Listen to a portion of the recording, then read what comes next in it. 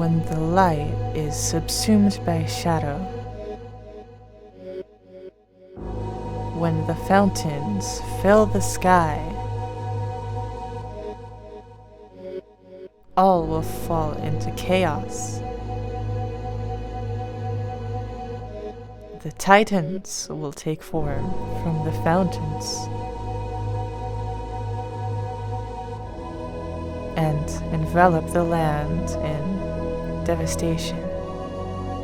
Wait a minute, hold on. Let's rewind a little bit. What did Ralsei just say? Do you realize what will happen if you do that? You'll bring the roaring. Alright, let's talk about what's happening in this scene. At the end of Chapter 2, we see Berdly get cut off by Ralsei as he's trying to create another dark fountain. But let's count the number of dark fountains in total that there would be if that were to happen. Oh, right.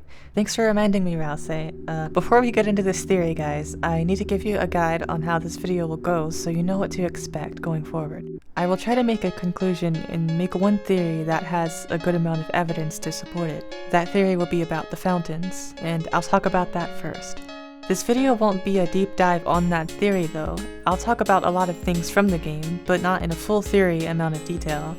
The main focus of the video will be on this question: where is the story heading? A lot of things I put together will just lead to more questions, but I'm trying to talk about things in the way that lines the puzzle pieces up the best. And after I say everything that's been on my mind, I'll try to summarize it all and make a prediction for where the game is going. Alright, with that being said, let's get into Part 1.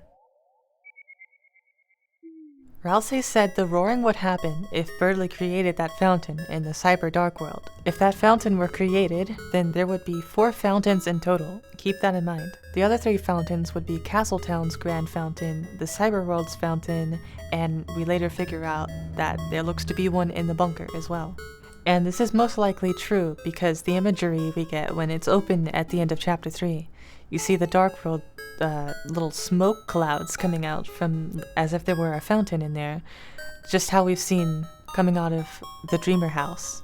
And this is also backed up by the knowledge that Susie saw the knight take Undyne into the shelter, and the knight gets upset and laughs when Susie states how the knight won't have power in the light world, so the knight would retreat to a dark world, right? Knowing all this, I must ask this. How many fountains are required to bring the roaring and spawn a Titan? First I thought it required 3 due to the imagery in Ralsei's prophecy. He says, the Titans will be born from the fountains, right? And, well, it looks like there's 3 Titans, so I always assumed it would be 3 fountains. But we know that's not the case, because there would have been 4 fountains when Berdly created one, and also there were 3 fountains at that time, and the roaring was not happening. So, it's not 3. I have 2 thoughts about this, 2 kind of theories, but only really one, you'll see. It requires 3 dark fountains aside from the Grand Fountain. The Grand Fountain somehow doesn't apply to spawning the roaring because it's made of pure darkness. So if we rule out the Grand Fountain when Berdly was creating one, there would be 3 dark fountains and the roaring would have happened, right? That's not exactly the case. Because of Chapter 4, we now know that the roaring still did not happen when there were 2 fountains in the church. And those 2 fountains in the church, the first Sanctuary Dark World and the door separating that one from the full church Dark World, there were 2 at once. There was also the Bunker Dark World, that makes 3. That's 3 fountains aside from the Grand Fountain, and the roaring still did not happen. There's a total of 4 fountains there. But even when Susie created hers, it was still fine. The roaring only started when the knight created the darker fountain inside of the 3rd sanctuary. At that point, let's count the fountains again. At that point, there were Bunker Fountain, Castletown Fountain, and the main Dark World Fountain there. There's 3 in total. So 2 other fountains aside from the Grand Fountain. And then we make it 4 again when the knight creates their darker fountain inside of that dark world. I think we can rule out that it requires 3 dark fountains aside from the Grand Fountain. Maybe more. The roaring theory I'm creating here states the roaring requires creating a dark fountain within a dark world, or creating so many dark worlds to throw off the balance of light and dark.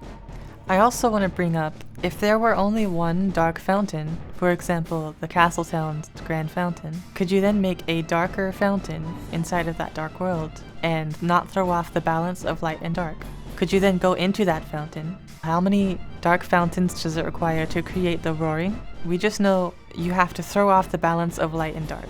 And there's a certain threshold of dark that will make that happen. So that's the theory, and this theory assumes the roaring is started when a single titan spawns. The implications of this theory, basically what I'm getting at here is that the prophecy was sort of changed at the end of chapter 4. Like, we weren't supposed to be able to defeat the titan, but we did. Do the other fountains also turn into stone and hatch as well at the same time, right? That's my is this only a start to the roaring, or will the roaring happen when this happens? I think the roaring will happen, but we somehow stopped it. And I'll get more into that later. Another question, why was the Sanctuary 1 fountain smaller than a normal fountain? What does that have to do with this? And the last question, why is the Castletown fountain made of pure darkness, and who created it? For the sake of wrapping this theory up, and just moving on to other things that don't have to have answers, let's say the conclusion of this theory goes like this. The roaring was started at the end of chapter 4, and we were somehow able to stop it from fully happening. That's the conclusion of this theory. But here's a little more. If we're taking Ralsei's words to be true, then Berdly would have created a dark fountain in the cyber world, which would have started the roaring. It either means specifically the roaring happens when a darker fountain is created inside of a existing dark world, or there has to be enough dark fountains for a certain threshold to make the roaring happen. Maybe darker fountains are just that powerful, and the amount of fountains opened at the time that Berdly would have created a dark fountain would have made the roaring. The way that I want to go with this is that it just requires shifting the balance of light and dark, because that's what Ralsei has said about the prophecy. So in that case, maybe it's possible we go into a darker world. Maybe that happens in chapter 5. This created more questions, but we'll move on to the next section. This is sort of a segue out of this theory and into more conversation about this topic that might not have answers, but we'll put some puzzle pieces together and hopefully be able to see a better picture of what's going on in the story. Alright, in order to bring up the next section of this video, we have to bring up the video structure again. First, we'll talk about the Titans, and continue adding a little bit more information onto my theory. Then we'll talk about the prophecy, which will take up a big segment of the video. And last, I have some final thoughts that aren't directly related to what I was talking about in the prophecy section, but are still really important. Then of course, at the end of the video will be the prediction and summary. But now that you know where we're going, let's continue the discussion. Alright, now let's talk about the Titans. Here's where I'm not going to compile as much evidence, and I'll just run through my theory brain and explain how I've been putting this story together. We can assume a Titan is either created when a darker fountain is created, or if there are a lot of dark fountains, using my theory as the basis for the assumption. And when I say darker fountains, I'm going to be referring to the specific type of blue fountain that's created when a fountain is created in a dark world. Ralsei says he doesn't know if we can defeat a Titan, but tells us to try sealing it as if it were a fountain. Why does Ralsei not know this? This is a wild guess, but I'm assuming defeating a Titan is not part of the prophecy. Ralsei has grown an attachment to his friends and doesn't want to lose them. This is why Ralsei tries to fight against the prophecy here, telling the knight not to make the dark fountain. Ralsei doesn't act surprised that we defeated it. So maybe defeating a Titan is supposed to happen? I think we started going down a path that in some way wasn't part of the prophecy though. And this could be why the title screen prophecy is looking a little cursed now. Ralsei seems to not want to fulfill the prophecy anymore. We know the roaring is required to banish the angels' heaven. Only then will the heroes appear to banish the angels' heaven. Only then refers to the fact that this only happens when the roaring is in full effect. I think Ralsei doesn't want the roaring to happen, even though it's part of the prophecy, as he's supposed to follow it.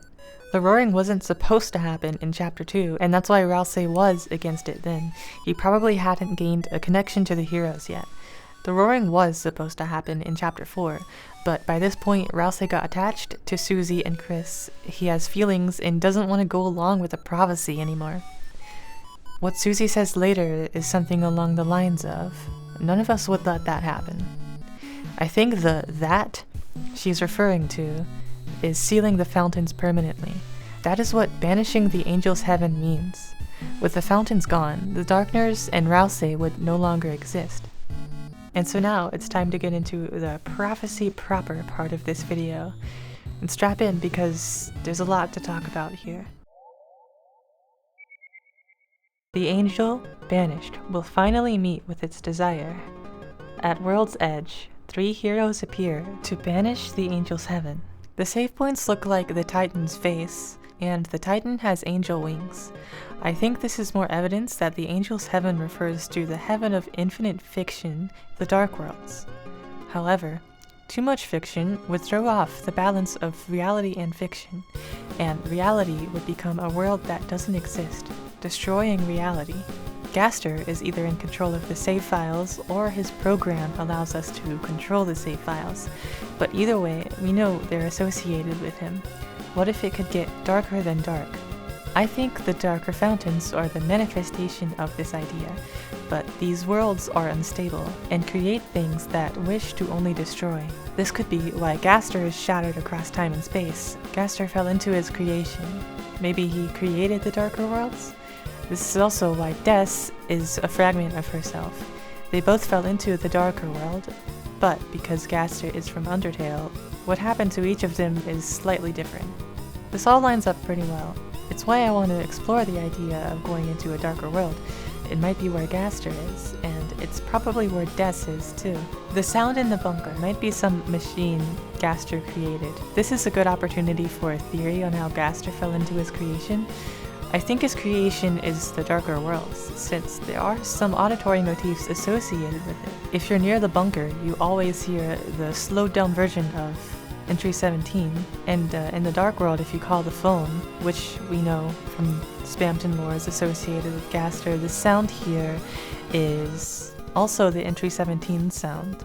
Entry 17 is about the experiment that either created the device to Deltarune or created the darker worlds. It's very, very interesting to think about. All of that being said, I'll get back on track now, so do with those ideas what you will. The angel must be the player. In Undertale, the monsters say the angel will free them from the underground, and Frisk frees them in the true pacifist route. So the angel is either us, the player, or literally Frisk. I think it's the player, since the player is diegetic to Undertale. In Deltarune, the angel is the soul that we control, or most likely literally us. What makes it us, and another diegetic player scenario, is that Noelle can respond directly to us in the Snowgrave route. It is made clear that we are the one talking to her in Chapter 4. I'm thinking we might actually get to control Noelle going forward, being that Chris's HP was depleted in half. Half of the soul, the thing allowing us to interact with the world of Deltarune, was inserted in place of her soul. I think Des is the knight. Here's why in a too long didn't read explanation. Raise Up Your Bat has Lost Girl's motif.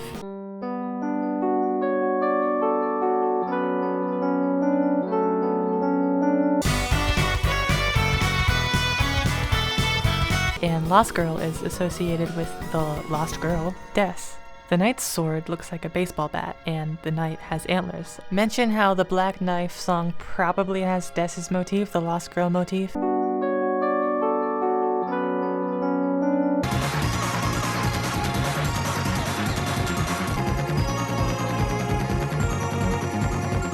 I would say that it's Des rather than Carol because of this evidence. Rouse referred to the Titan, saying it exists to destroy, a deep part of the consciousness in the back of your head. I think the hell in Deltarune is the dark, dark world. When someone goes in there, they might become a fragment of themselves. The knight is only a part of Des, and it's possible part of her is still alive in the dark world, but can she be saved? The fuzzy darkness balls seem to be spawning in mass around the dark, dark fountain. This is strange that they'd be spawning from it. This darkness was present in the world before that fountain was created. Rouse also said the Titan has been here the whole time. If the Titan was in the dark world the whole time, that means the knight had to create a darker fountain earlier, right? Were there almost 2 Titans? The dark, dark fountain we saw the knight create. Did we destroy it before the Titans spawned? No, I don't think so. I think Rousey had to be referring to the fact that the fuzzy darkness and that energy was in the world the entire time. I think this just adds more to the Death is the Night theory. I think the night spawned the fuzzy darkness, which means the night and the Titan are made out of the same darkness. In the song Crumbling Tower, near the end of the song, there's a sudden cutoff to TV static before the song continues.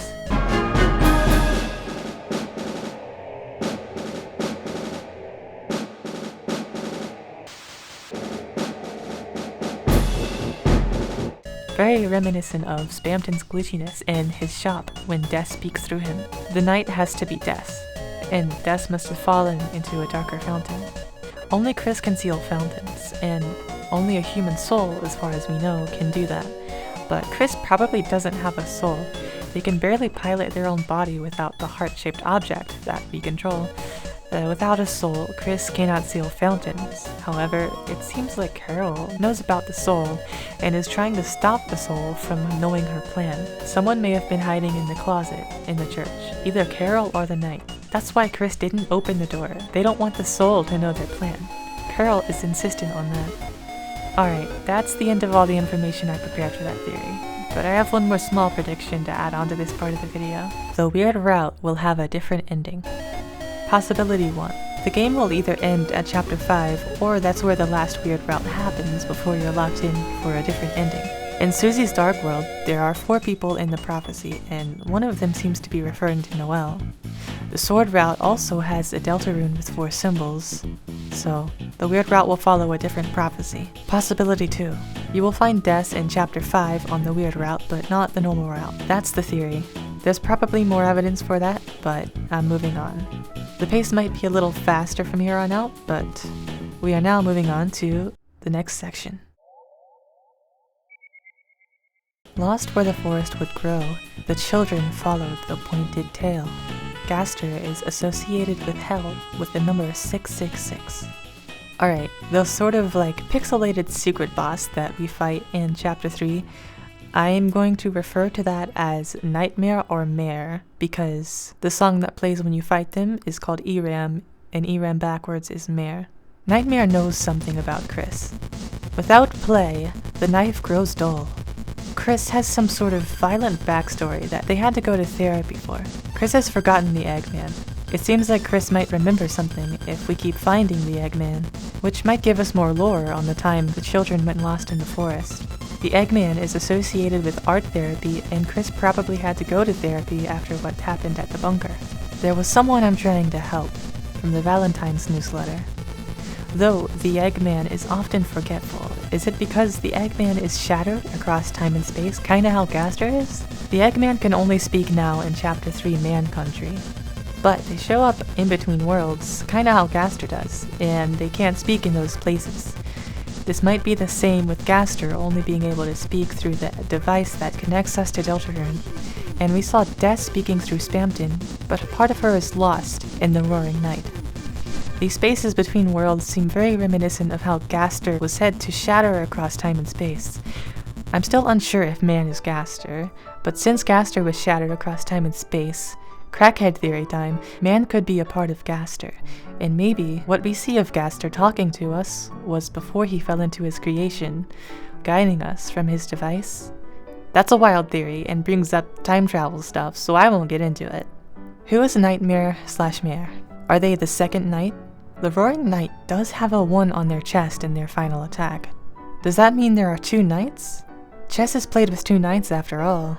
Alright, it's time for the final discussion before I make the video summary. What happened to Death? Asriel, Noelle, December, and Chris explored the forest behind the graveyard. They followed a pointed tail that led them to the bunker. They saw something in there that ultimately took Death. Noelle blocked this out of her memory. Chris started self-harming in response, and possibly harming others. That's why Chris was in the hospital for art therapy. But at some point, Asgore went to see what was going on and tried to protect everyone, but did something that led to distrust with Toriel and the divorce, breaking the Dreamer and Holiday families apart. What did Asgore do? Chris, Asgore, and Carol seem to all be working together in some agreement on all ends. Are they working for the Knight while trying to find a way to bring Des's full consciousness back? There's a lot to look into here. I think there is a machine in the bunker allowing the Dark Worlds to exist. Again, we know they are connected because we hear Gaster's Entry 17 sound in the Dark World and at the bunker. This must have something to do with the last prophecy, and that once the final Dark Fountain is sealed/destroyed, no more can be created. I think that's most likely. The sound in the bunker is probably a machine, and it might have to be destroyed. Would this also destroy our connection to Deltarune? Chapter 6 or 7 will be in the bunker's Dark World. It will be the last Dark World we visit. Asgore got a piece of darkness that the Knight is made out of at some point. Asgore knows what happened at the bunker. We will get more info on this in Chapter 5, in the Flower Shop Dark World. I think Alvin made the small fountain Dark World in the front of the church. Alvin dug up Gerson's hammer that was buried to put it where the Dark World would transform it into a real Gerson. A live version of a dead monster showing up in the Dark World can only happen in specific scenarios. The Dark Fountain reflects the will of its creator. Therefore, it is highly likely that Alvin created it, and, well, the fountain is smaller than the rest. What does that mean? And how does it relate to Alvin? Why did Alvin make the Dark World? I'm not sure, but there's definitely more theory crafting to be done on that. Gerson seems to have fourth wall breaking powers, which is strange, but we know the story of Deltarune is based on Lord of the Hammer, which is based off of Dragon Blazers. The fact that Gaster says my Deltarune is very strange. Does that confirm that Gaster created the prophecy? Do we defy Gaster on the weird route making our own prophecy? Okay, so that's it. All of this brings up relevant questions and information for you guys to make full theories on, and slowly, I've just had less answers as the video has gone on. That's okay though, this is how the conversation starts. Hopefully this provided a nice way to start talking about it all. Thanks for watching until this point, by the way. I really appreciate it if you've gotten this far. And it's now time for our final video structure segment. Okay, so here's the last video structure segment. I'll recap everything I've gone over so far, summarizing it using the most relevant details. Alright, let's go. If we count the number of dark fountains if Birdly were to create his dark fountain at the end of Chapter 2, and then also count the number of fountains that exist when there are 2 church dark worlds, there are 4 fountains at once in each scenario, with Birdly's fountain being a hypothetical. There was no Titan in the Chapter 4 scenario, so that means darker fountains are stronger than dark fountains, and spawning a Titan requires a shift in balance of light and dark past a certain threshold of dark, where darkness is allowed to take over. The roaring was started at the end of Chapter 4, and we stopped it from taking effect by sealing the Titan like a dark fountain. A Titan is either created when a darker fountain is created, or when that threshold of darkness is met. Ralsei doesn't know if we can defeat a Titan. This either means defeating a Titan isn't part of the prophecy, or some part of Ralsei doesn't want the roaring to happen. And whether intentionally or not, this is Ralsei disobeying the prophecy. Banishing the Angel's Heaven is the idea of sealing all Dark Worlds permanently, and the Darkeners, even Ralsei, would no longer exist. That's why Ralsei didn't want Suzy to see the last prophecy. The desire of the Angel, or us, the player, is to enjoy everything fiction has to offer and unlimited enjoyment. Too much fiction, or Dark Worlds, leads to the darkness overcoming light, leaving no more light. Nothing can exist like this, and what lives in the darker worlds only exists to destroy. This is what happens if it could get darker than dark. Gaster and Des both fell into the Dark World. Gaster has some sort of very strong connection, almost responsibility, for the darker world. Lost where the forest would grow, the children followed the pointed tail. They'll see the tail of hell take raw. This is referring to Des falling into a darker world. Gaster is associated with this because of his association with hell by the number 666. Des is the Knight because of the Lost Girls motif and visual design choices of everything associated with the darker worlds. Carol knows about the soul and the situation Chris is in. Carol, Chris, and Asgore are working together, probably to bring Des back, but they don't want the soul or us to know the details of their plan. Maybe they're working for the Knight under obligation, and that's why dark worlds need to be created. The Knight has a dark energy motivation of bringing the roaring and hence the end of the world. Chris and Noelle had traumatic responses to what they saw in the bunker, enough for Noelle to need to forget about it, and also Chris. But Chris wasn't able to cope as well as Noel, because Nightmare alludes to a backstory of Chris using violence, possibly hurting people with their knife, and maybe the start of chapter 2 was a flashback alluding to this. Chris needed art therapy after the bunker incident. The Eggman is associated with this time in Chris's life, and plays around with asking Chris to remember them. Maybe Chris will remember what happened, and we'll get more lore if we keep finding the Eggman. We know the Eggman is trying to help someone due to the Valentine's letter.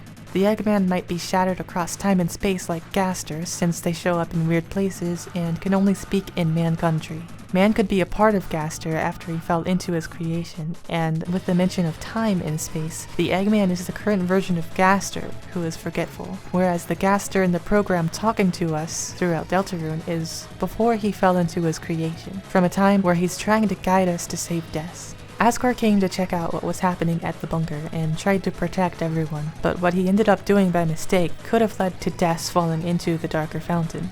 There is a machine in the bunker allowing the Dark Worlds to exist. Gaster created the prophecy, and his experiment led to the discovery of this alternate universe of Deltarune, and he started tampering with it. That might be his motive for wanting to fix things and find Des, because he's responsible for it. The machine has to be destroyed to complete the prophecy. Chapter 6 or 7 will take place in the bunker, and it will be the final Dark World. Chapter 5's Dark World will be in the flower shop. Alvin made the Church Dark World, trying to speak to Gerson. Gerson breaks the fourth wall, just as he did in Undertale, and has some weird awareness of the game mechanic nature of the world. Gerson created the story Lord of the Hammer, which is based on the game Dragon Blazers in Deltarune's world, and the prophecy is based on a mix of both. We will defy Gaster on the weird route and go outside of the prophecy. Something happens regarding Des in the Chapter 5 weird route. This might lead to a different ending to the game. Whew, okay, that's it. That's the summary. Thanks so much for watching until the end. I know you're really into Deltarune, like I am if you've gotten this far. Before I go, I want to mention a few things here. This is the first time I've done a video like this, and I probably won't be doing anything like this again at any common frequency, so don't expect that from me. This channel is still going to be a creative place, centered around music. Feel free to check it out though. I'd love to have more people follow what I'm making. Okay, last thing. A lot of the ideas I came up with in this video were inspired by other theories, especially Molystars Device Theory. Her theory is baked into my head as almost canon and definitely shaped how I interpreted the new data we got from chapters 3 and 4. So, go check out that theory. Now, that's everything. I hope you enjoyed this analysis video and got some useful ideas about the story. Feel free to take any ideas from my video in creating a fully fledged theory of your own. Now, I must go and disappear into the night. I'll see you in my next video.